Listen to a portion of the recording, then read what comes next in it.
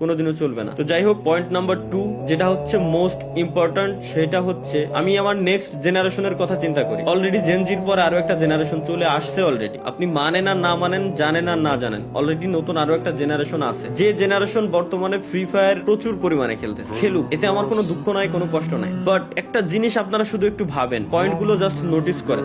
এই নতুন জেনারেশন গেমের ভিতরে আসতেছে, ই স্পোর্টস তারা খেলবে, একজন ই স্পোর্টস এর প্লেয়ার হবে, তারা দেশের নাম উজ্জ্বল করার জন্য বাইরের কান্ট্রিতে তারা যাবে। এই আশা নিয়ে তারা যখন গেমের ভিতরে ঢুকতেছে, গেরিনা তো এইভাবেই গেমটাকে বর্তমানে প্রমোট করতেছে, তাই না, যে স্পোর্টস এর দিক দিয়ে। তো এই আশা নিয়ে একজন প্লেয়ার যখন গেমের ভিতরে আসবে, নতুন একজন প্লেয়ার গেম খেলা শুরু করবে, তখন তার পাশাপাশি তার যে অপোনেন্ট থাকবে, যে এনিমিগুলা থাকবে, এনিমিগুলা গেমের ভিতরে গান স্কিন পারচেজ করছে, গান স্কিনের এক্সট্রা অ্যাবিলিটি আছে, গাড়ির এক্সট্রা অ্যাবিলিটি আছে, প্রত্যেকটা জিনিসের এক্সট্রা অ্যাবিলিটি আছে। ওই অ্যাবিলিটি ইউজ করে যখন ওই প্লেয়ারটাকে মারবে, তখন ওই প্লেয়ারের মাথায়ও সেম জিনিসটা কাজ করবে, কারণ তারা ছোট, যারা নতুন জেনারেশন আসছে তারা ছোট। তাদের মাথায় একটা থটই আসবে যে তাইলে আমিও গান স্কিন কিনবো, নাহলে আমি তো ওরে মারতে পারতেছি না। এতে করে জোর করে তাকে গান স্কিন কেনানো হচ্ছে, জোর করে তাকে টপ আপ করানো হচ্ছে। সে স্বেচ্ছায় করতেছে না, জোর করে তাকে করানো হচ্ছে। এটা আপনাকে মানতেই হবে, 100% আমি বলবো আপনাকে মানতেই হবে যে এমনটা হচ্ছে, দিনকে দিন হইতেই আছে। পে টু উইন গেম হয়ে যাচ্ছে টোটালি। তো এই ব্যাপারে আপনি যদি এখনই পদক্ষেপ না নেন, আপনি যদি এখনই স্টেপ না নেন,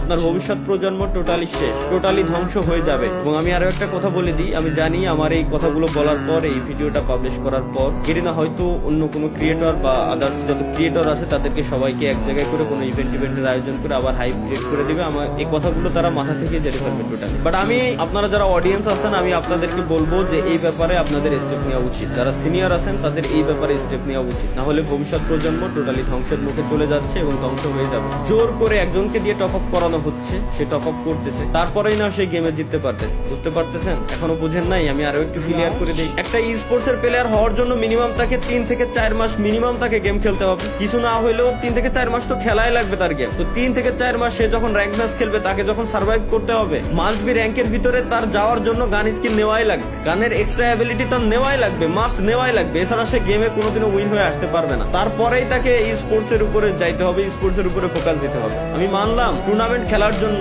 কোনো গান স্কিন লাগে না, টুর্নামেন্টে গান স্কিনের কোনো অ্যাবিলিটি নেই, এটা আমি মানতেছি। কিন্তু ওই পর্যন্ত যাওয়ার জন্য একটা প্লেয়ারের যে 3 থেকে 3 বছর পর্যন্ত সার্ভাইভ করা লাগে, ওই 3 থেকে 3 বছর পর্যন্ত আপনাকে কত টাকা খরচ করতে হচ্ছে, এটা কি আপনার মাথায় আসতেছে? এটা কি আপনি বুঝতে পারতেছেন? তো আমার মতে এটা বন্ধ করা উচিত। বাংলাদেশ সার্ভার ব্যতীতও আরো অনেকগুলো সার্ভার আছে গেরিনা ফ্রি ফায়ারের ভিতরে, ওইসব সার্ভারে গানের কোনো অ্যাবিলিটি নাই, এক্সট্রা কোনো অ্যাবিলিটি নাই। গানের স্কিন আছে বাট এক্সট্রা কোনো অ্যাবিলিটি নাই। যার মন চায়, যার ভালো লাগবে সে গান স্কিন নেবে, যার মন চায়, যার ভালো লাগবে সে গাড়ির স্কিন নেবে, কারের স্কিন নেবে, বাইকের স্কিন নেবে, কোনো সমস্যা নেই। কিন্তু একজনকে দিয়ে জোর করে কিনায় পে টু উইন বানানোর কোনো মানে হয় না বলে আমি মনে করি। তো দিন শেষে আমাদের সকলেরই আসলে এই ব্যাপারে স্টেপ নেওয়া উচিত, না হলে ভবিষ্যৎ যে প্রজন্ম আসতেছে ওরা ধ্বংসের মুখে ধ্বংস হয়ে যাবে বলে আমি মনে করি। এটা ছিল হচ্ছে আমার দ্বিতীয় পয়েন্ট। আশা করি আপনারা যথেষ্ট বুদ্ধিমান, যথেষ্ট পরিমাণে ভালো বুঝেন, আপনাদেরকে এত বোঝানোর কিছু নেই, আপনারা বুঝে গেছেন যে আমি কি বলতে চাচ্ছি মূলত। এবং হ্যাকার ব্যান করার জন্য ভাই বেশি কিছু লাগে না। ফ্রি ফায়ার ব্যতীত যতগুলো মোবাইলের ব্যাটেল রয়্যাল গেম আছে, প্রত্যেকটা ব্যাটেল রয়্যাল গেমস ইমুলেটরে খেলা যায়। ওই প্রত্যেকটা ব্যাটেল রয়্যাল গেমস ইমুলেটরে খেলার সময় আপনি একবার জাস্ট হ্যাক ইউজ করে দেখেন না, আপনি গেমেই ঢুকতে পারবেন না। গেম খেলা তো দূরে থাক, আর গেমে যদি কোনোভাবে ঢুকেও যান, ইনস্ট্যান্ট ম্যাচের ভিতরে থাকা অবস্থায় আপনার আইডি ব্যান হয়ে যাবে ইমুলেটর সহকারে। তাহলে ফ্রি ফায়ার কেন পারতেছেন? এই হ্যাক গুলো কারা আনতেছে, কারা সেল করতেছে? এই হ্যাকের যে সোর্স কোড গুলো, এই সোর্স কোড গুলো আসতেছে কোথা থেকে? তো যাই হোক ভাই,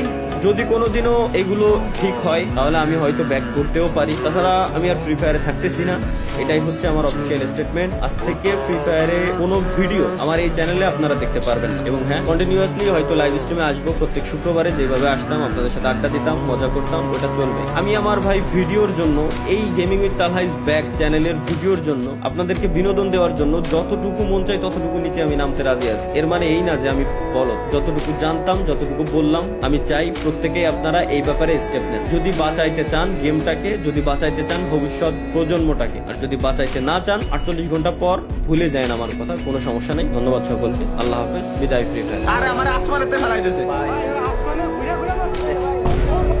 আরে ও করলো কি? আবার আল্লাহ তাকবীরুল্লাহ লা ইলাহা ইল্লাল্লাহ।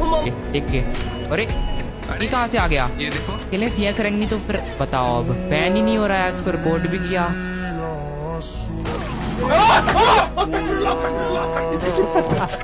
লাস্ট আমি একা সামনের থেকে